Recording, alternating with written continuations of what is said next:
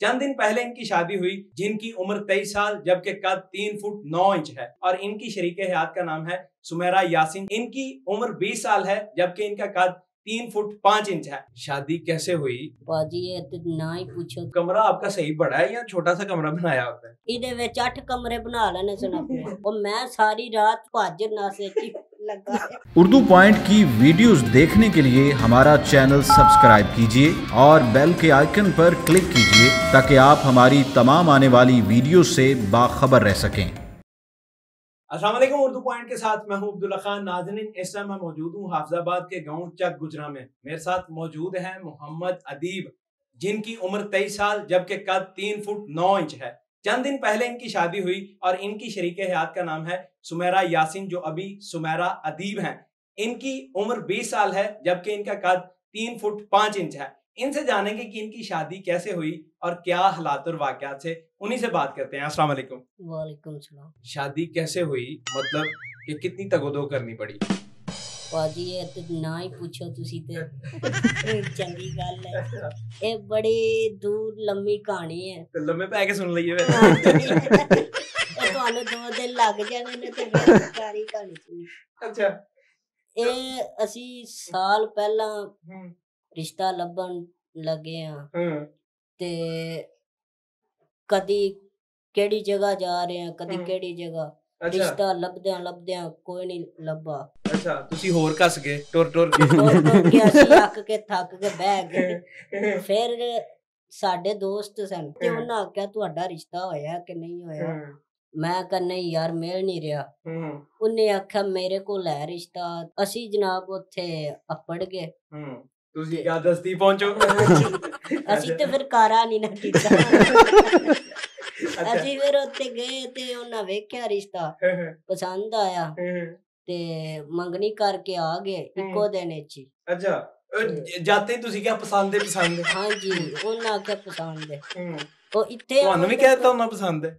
ਨਹੀਂ ਜੀ, ਮੈਨੂੰ ਤੇ ਪਹਿਲਾਂ ਹੀ ਵੇਖ ਲਿਆ ਨਾ ਇੱਥੇ ਆਣ ਕੇ ਤੇ ਉਹਨਾਂ ਆਖਿਆ ਪਸੰਦ ਹੈ। ਉਹ ਸਾਰੇ ਪਿੰਡੇ ਪਤਾ ਲੱਗ ਗਿਆ। ਅੱਛਾ, ਪੂਰੇ ਇਲਾਕੇ 'ਚ ਉਹ ਮੰਗਣੀ ਹੋ ਗਈ। ਅੱਛਾ, ਤੇਰਾ ਵੀ ਵਿਆਹ ਹੋ ਗਿਆ?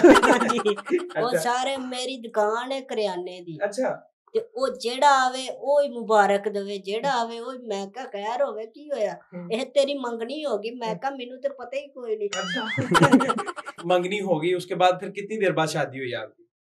1 ਸਾਲ ਬਾਅਦ। अच्छा, ਹਾਂਜੀ। 1 ਸਾਲ 'ਚ ਇਹ ਡਰ ਹੀ ਰਿਹਾ ਹੋਣਾ ਟੁੱਟ ਹੀ ਨਾ ਜਾਏ। ਹਾਂਜੀ, ਫਿਰ ਉਹ ਰਾਬਤਾ ਰੱਖਦੇ ਰਹੇ ਆ ਤੇ 1 ਸਾਲ ਬਾਅਦ ਫਿਰ ਸ਼ਾਦੀ ਹੋ ਗਈ। ਸ਼ਾਦੀ ਤੋਂ ਪਹਿਲਾਂ ਤੇ ਸਾਨੂੰ ਕੋਈ ਪਤਾ ਨਹੀਂ ਸੀ ਕਿ ਇੰਨੀ ਪਤਾ ਚੱਲੇਗਾ। ਤੇ ਉਹ ਸ਼ਾਦੀ ਜਿਉਂ ਹੋਈ ਹੈ ਤੇ ਤੁਸੀਂ ਸਾਨੂੰ ਖਲੋਣ ਨਹੀਂ ਦਿੱਤਾ। ਕਦੀ ਮੈਨੂੰ ਇਧਰੋਂ ਫੋਨ ਆ ਰਿਹਾ, ਕਦੀ ਇਧਰੋਂ ਆ ਰਿਹਾ। ਉਹ ਮੈਂ ਕਿਹਾ ਅਜੇ ਤੇ ਮੈਂ ਉਧਰ ਆ ਤੇ ਤੁਸੀਂ ਮੈਨੂੰ ਕਾਲਾਂ ਤੇ ਕਾਲਾਂ ਕਰ ਰਹੇ ਹੋ। फेमस हो गए ना आप। मुझे बताएं, पढ़ाई कहाँ तक की आपने? ਪੜ੍ਹਾਈ ਮੈਂ ਮੈਟ੍ਰਿਕ ਕੀਤੀ ਹੈ। मैट्रिक की? ਮੈਨੂੰ ਤੇ ਇਹ ਬਾਰ-ਬਾਰ ਤੁਹਾਨੂੰ ਉਸਤਾਦ ਚੱਕੱਚੀ ਚ ਬਿਠਾਉਂਦਾ ਹੋਏਗਾ। ਉਹ ਨਰਸਰੀ ਕਲਾਸ में? ਹਾਂਜੀ, ਜਿੱਥੇ ਜਾਂਦਾ ਸੀ ਨਾ ਪੜਨ ਤੇ ਉਹ ਇਹ ਕਹਿੰਦੇ ਸਨ ਕਿ ਜਿਹੜਾ ਨਰਸਰੀ ਕਾਹਦਾ ਲਾ ਤੇ ਨਰਸਰੀ ਚ ਬਹਿ ਜਾ। ਹਾਂਜੀ, ਦੂਸਰੀ ਕਲਾਸ ਵਿੱਚ ਜਾ। ਤੇ ਮੈਂ ਫਿਰ ਐਫਏ ਚ पढ़ता सा। अच्छा, ते एफए च छड्या। जब शादी हुई तो दूल्हे वाली कार में गए थे, बैठ के गए थे या खड़े होके गए थे? हाँ जी, दूल्हे वाली कार ते बैठे सन ते बैठ के या खड़े होके? बैठ के। अच्छा, मैं शायद सीट ते खड़े होके गुबी च देखना ना। नहीं, थल्ले कोई चीज सी रखी, सिरहाना वगैरह। ते ओने मैं थोड़ा नीवा ही सा। ओ जेड़ी जगह तू लंघदे सा ते ओ सारे हैरान हुंदे सन, दूल्हा छोटा जा। अच्छा, मेरा दोस्त उन्हें आख्या मैं ये ना कुल्ला ਇਹ ਉਤਾਰ ਦੇ ਤੇ ਉਹ ਕੁੱਲਾ ਮੈਂ ਲਾ ਦਿੱਤਾ। ਕਾਰ ਦੇ ਵਿੱਚ ਗਰਮੀ ਲੱਗਦੀ ਸੀ ਤੇ ਉਹ ਕੁੱਲਾ ਉਹਨੇ ਚੁੱਕ ਕੇ ਆਪਣੇ ਸਿਰ ਤੇ ਪਾ ਲਿਆ। ਉਸੇ ਬੈਠਿਆ ਪਿੱਛੇ।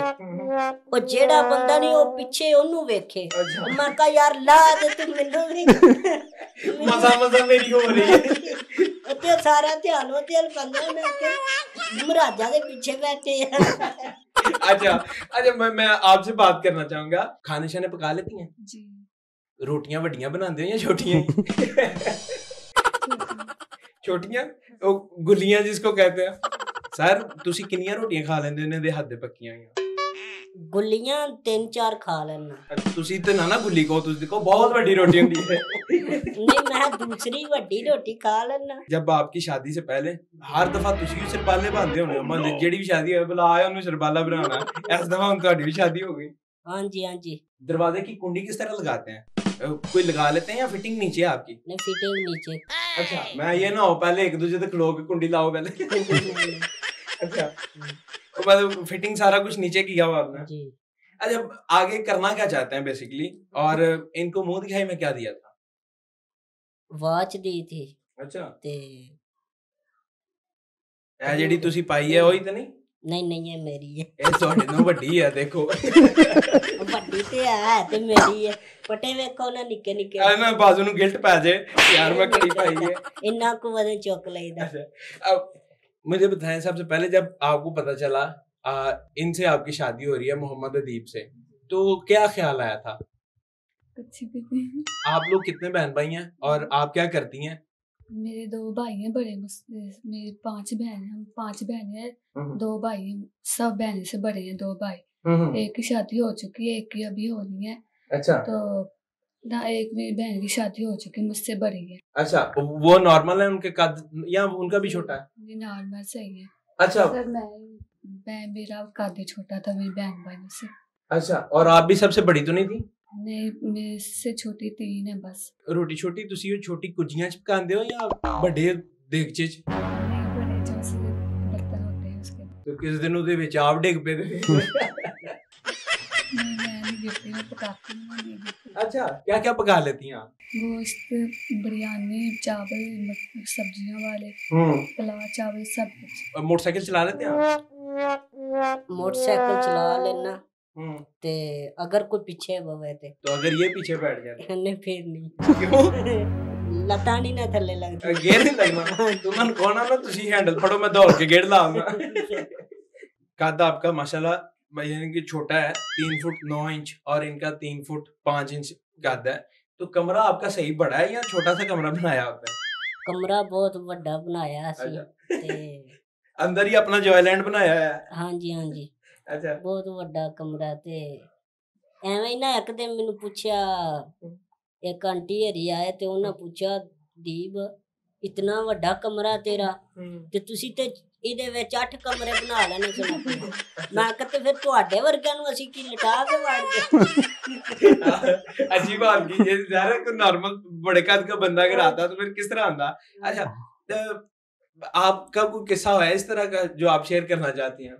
जी ना जब से मैंने होश संभाली है ना तो तब से मैं बाहर नहीं निकली किसी मर्द को भी नहीं देखा किसी को भी नहीं देखा। अच्छा तो दवाई तक नहीं लेने गई तो उसके बाद कभी बीमार भी नहीं हुई आप? हुई थी लेकिन ना अच्छा दवाई ऐसे ले आते थे क्या तजर्बे ना जी तो आराम भी आ जाता था। तो जितना मैंने अपने छिपा के रखा ना उतनी सारी दुनिया में मैं फैल चुकी। छिपा के क्यों रखा आपको?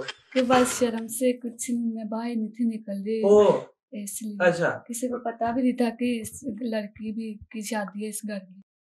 वैसे मैं ऑन सीरियस नोट कहना चाहूंगा कि इसमें शर्म वाली कोई बात नहीं है ये अल्लाह की देन है और हर चीज के अंदर एक यूनिकनेस होती है चाहे छोटा कद है या बड़ा कद है। एक दिन ना डॉक्टर ने मैनू किस्से बहुत हैं। मैं भाई नू भेजा कि मेरी दवाई लेके आई डॉक्टर को मैनू बुखार बड़ा मेरे को जान नहीं सी हुंदा ਉਹਨੂੰ ਮੈਂ ਭੇਜਿਆ ਤੇ ਉੱਡ ਕੇ ਟੁਰ ਜਾਣਾ ਸੀ। ਡਾਕਟਰ ਨੇ ਵੱਡੇ ਬੰਦੇ ਦੀਆਂ ਨਾ 2 ਖੁਰਾਕਾਂ ਬਣਾ ਕੇ ਦਿੱਤੀਆਂ ਉਹਨੇ ਕੋਈ 5-6 ਗੋਲੀਆਂ ਦੇ ਦਿੱਤੀਆਂ ਉਹ ਮੈਂ ਖਾ ਲੀਆਂ ਉਹ ਮੈਂ ਸਾਰੀ ਰਾਤ ਭੱਜ ਨਸੇ ਲੱਗਾ ਉਹ ਵੱਡੇ ਬੰਦੇ ਦੀ ਖੁਰਾਕ ਸੀ ਤੇ ਮੇਰੀਆਂ ਥੋੜੀਆਂ ਗੋਲੀਆਂ बता के भेजना चाहिए। उम्र बता के भेजते लेकिन कद भी तो बताना कद के हिसाब से उन्होंने उम्र के हिसाब से दी ना। वैसे तुसी एक रेगुलर कोक पी लो तो छात ਨੂੰ ਲੱਗ ਜਾਂਦੇ ਹੋਣੇ ਹੋ। हां जी गुब्बारा बन जाता होना। भाजी स्टिंग पीवो ते हर शय नजर आ जाए। नाज़रीन हमारे साथ उस्मान गुज्जर इनके खाला के बेटे वो मौजूद है उनसे बात करेंगे कि उनके चंद किस्से हैं जो वो सुनाएंगे। सर जी सुनाइएगा शादी वाला किस्सा क्या हुआ था? शादी के दिन हम जा रहे थे बारात के साथ तो एक बारात उधर से आ रही थी किला मियां सिंह से ਅਸੀਂ ਵੇਖਿਆ ਜਨਾਬ ਉਹ ਐਵਰੀ 'ਚ ਬੈਠੀਆਂ ਹਨ ਔਰਤਾਂ ਐਵਰੀ 'ਚ ਬੈਠੀਆਂ ਤੇ ਉਹ ਵੇਖ ਰਹੀਆਂ ਨੇ ਦੀਪ ਦੁल्हा ਨਜ਼ਰ ਨਹੀਂ ਆ ਰਿਹਾ ਉਹਨਾਂ ਨੇ ਜਨਾਬ ਖੜੇ ਹੋ ਕੇ ਨਾ ਐਵਰੀ ਵਿੱਚ ਖੜੇ ਹੋ ਕੇ ਤੇ ਫਿਰ ਵੇਖਿਆ ਉਹ ਦੁੱਲਾ ਇੰਨਾ ਸਾਰਾ। ਫਿਰ ਇੱਕ ਹੋਰ ਕਿੱਸਾ ਹੈ ਕਿ ਠੀਕ ਹੈ ਆਵਾਜ਼ ਆਈ ਸਾਨੂੰ ਉਹ ਅਸੀਂ ਕਿਹਾ ਠੀਕ ਹੈ। ਅੱਛਾ ਤੇ ਦੂਸਰਾ ਕਿੱਸਾ ਇਹ ਹੈ ਕਿ ਲੜਕੀਆਂ ਨੂੰ ਛੁੱਟੀ ਹੋਈ ਕਿਲਾ ਮੀਆਂ ਸਿੰਘ ਦੀ, ਅਸੀਂ ਗੁਜ਼ਰਦੇ ਸਾਂ ਮੀਆਂ ਸਿੰਘ, ਲੜਕੀਆਂ ਨੂੰ ਛੁੱਟੀ ਹੋਈ, ਉਹ ਸਾਰੀਆਂ ਇੰਜ ਕਰਕੇ ਵੇਖਣ ਲੱਗ ਪਈਆਂ ਕੀ ਹੋਇਆ ਗਾਲੀ ਕਰਦਾ ਦੇਖ ਰਹੇ ਇਸ ਤਰ੍ਹਾਂ ਕਰ ਜੀ ਦੁੱਲਾ किधर है। जब जी ये जब ये उधर गए कोई रस्में वगैरह हुई, कोई जूता छुपाई इस तरह की, क्या पहनी शायद है। दूसरा ਜਦੋਂ ਇੱਥੇ ਆਏ ਨਾ ਅਸੀਂ ਵਾਪਸੀ, ਅਸੀਂ ਇਹਨੂੰ ਪੁੱਛਿਆ ਦੀਪ ਯਾਰ ਤੇ ਕੱਲ ਤੇਰੇ ਨਾਲ ਇਹਨਾਂ ਨੇ ਖੜਨਾ ਹੈ ਵਾਪਸ, ਤੇਰੀ ਇਹਨਾਂ ਨੇ ਜੁੱਤੀ ਛਪਾ ਲਈ ਤੇ ਕੀ ਕਰੇਗਾ। ਕਹਿੰਦਾ ਮੈਂ ਉੱਥੇ ਤੇ ਤੇਰੇ ਪੈਸੇ ਲੱਗ ਜਾਣੇ ਨੇ 2-3 ਹਜ਼ਾਰ ਰੁਪਇਆ ਲੱਗ ਜਾਣਾ ਜਿੱਲੇ ਉਹਨਾਂ ਨੇ ਰਸਮ ਇੱਕ, ਤੂੰ ਕੀ ਕਰੇਗਾ। ਕਹਿੰਦਾ ਯਾਰ ਮੈਂ ਕੀ ਕਰਨਾ 250 ਹੀ ਤੇ ਮੇਰੀ ਜੁੱਤੀ ਆਉਂਦੀ ਹੈ। ਮੈਂ ਕਹਾਂ 250 ਲੈ ਲਓ ਭਾਈ, 250 ਲੈ लो, मेरी जान छाड़ दो, 2-3 हज़ार नहीं देना। कैसा फील होता है? पहले तो आपने कभी घर से बाहर ही नहीं निकली थी, अभी आप घूम फिर रही हैं, देख रही हैं चीजें, तो कैसा महसूस करती हैं? बहुत अच्छा लगता है जी।